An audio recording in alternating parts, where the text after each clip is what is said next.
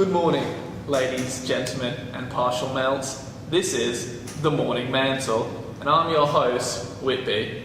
With me today, we have a very special guest, one of the leading experts in ice tectonics, Professor Huddleston. How are you, Professor? Very well, thanks for having me. Now, some of my viewers are wondering, what is foliation in ice? Well, foliation is defined as a planar or layered structure, and in ice it's developed during flow and characterized largely by variations in bubble or debris content. And by what process does it form? Well, in glaciers, the main force is gravity. Foliation in crystallographic fabric is dependent upon cumulative deformation. Ice particles will normally deform under pure shear initially, but then into a long domain of near simple shear. At the margins of a glacier, secondary stages of pure shear is possible, whereas cumulative strain down glacier is simple shear dominated. Therefore, simple shear is most intense at the base of a glacier.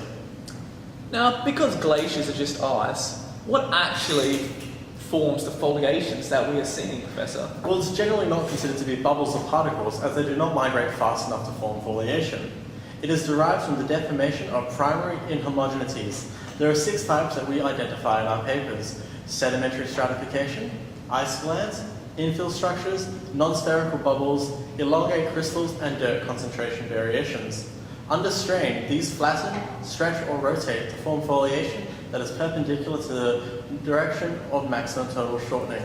These inhomogeneities passively deform to be normal to direction of max shortening, such as sedimentary stratification. And as you go deeper towards the glacier base, it will tend towards parallelism with flow lines as simple shear dominates. They generally become flattened during flow and produce a planar structure. Eventually, they will become perpendicular to this direction of total shortening. So, how does this folding in ice occur? Well, the process is similar to that of foliation, involving gravity tectonics and simple shear, resulting in recumbent subsimilar folds. Banding first develops parallel to the undulating flow lines in a zone of intense simple shear. If a bedrock ridge is present, they will diverge from parallelism. The banding in turn will passively fold under new conditions of quasi-simple shear. Very interesting. Now, are these structures uniform, or is there variation? Well, there are variations in the fold structures produced. The compressive flow near margins will lead to folds that close up glacier to show class 3 or divergent isogon profiles, and those that close down glacier will show class 1C convergent isogons. Now, this is all very interesting, Professor, but what are the implications of this research? Well, glacial ice and ice caps exhibit features similar to that of high-grade metamorphic rocks and orogenic belts. This makes them useful analogues for studying the deformation processes that create geological structures, such as foliation and subcellular folding in those environments. It is the hope that by improving our knowledge of deformation processes in ice, that we may improve our understanding of it in metamorphic rocks. Well, thank you for your time, Professor. I've certainly learned a lot here. And now, we're going to have a quick look at my brother, Professor Shisby in the field, who's researching at a very nice glacier site. Greeting, viewer. Today I'm out here to show you the large-scale effects of ice tectonics. And to do that, I found us a glacier. Come on, let's go check it out. Come on, don't be shy, it's not going to bite. Now, this may just look like a little fella, but did you know that the glaciation and subsequent deglaciation creates periods of loading and unloading on the underlying mantle and crust? This loading pushes the crust and lithosphere into the underlying asthenosphere. This creates elastic pressure on the mantle as the asthenosphere pushes upwards on the depressed lithosphere.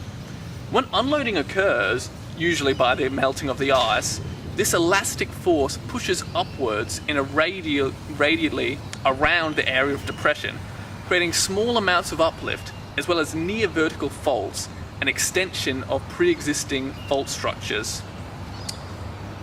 Also, glacier movement will create tunnel valleys, much like a river will create a valley for itself to run through by direct erosion and due to subglacial water melt. As the areas at the bottom of the glacier will have liquid water that erodes the surrounding rock, and the ice itself will cause scour marks on the outside of this tunnel valley, creating more erosion. These valleys originate as subglacial structures and can be seen in the seismic data as valley incision in the as a valley incision in the stratigraphic data, containing younger sediment than surrounding regions. Now, as we can see around the edge of this glacier, one of the most obvious structures that a glacier will produce are called ice push ridges. These occurred when ice pushes into sediment either by gravitational forces, in the case of our glacier here, or by extensional forces, in the case of expanding ice that is covering a water. In general, ice push ridges will attempt to push under the sediment, causing them to rise and undergo complex folding and faulting structures, creating imbricant folds. Back to you in the studio. Thanks for that, Shisby. Now, I have another interesting guest with us today, Professor Jorgensen. Now, Professor, what is your field in ice tectonics? Well, basically, it's inner ice deformation. Now, to understand how ice tectonics work on a larger scale, we need to understand how the deformation of ice takes place and what factors restrain or provoke deformation.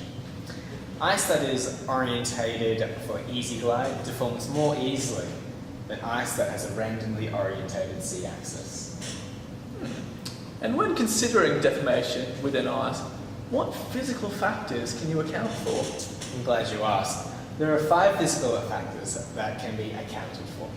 Number 1, crystals deform by basal slip only. Number 2, intercrystal accommodation. Number 3, bulk rotation. Number 4, same stress on each crystal. And number 5, recrystallization. Each of these factors affect polycrystalline ice in different ways, resulting in the fabric that is created. Variations of pure shear, simple shear, and rotation are the cause of the 5 physical factors above. Very interesting, Professor. Now, how does the smaller scale relate to the larger scale? Understanding how much strain the ice can undergo without recrystallizing, parallel to deformation, also gives rise to how small-scale deformation affects the larger-scale deformation. When the ice has pure shear applied over a period of time, it will recrystallize to become parallel to the preferred z-axis, making creep of the whole structure more favourable. It's very interesting. Now, is this noticeable anywhere else, though? It actually is.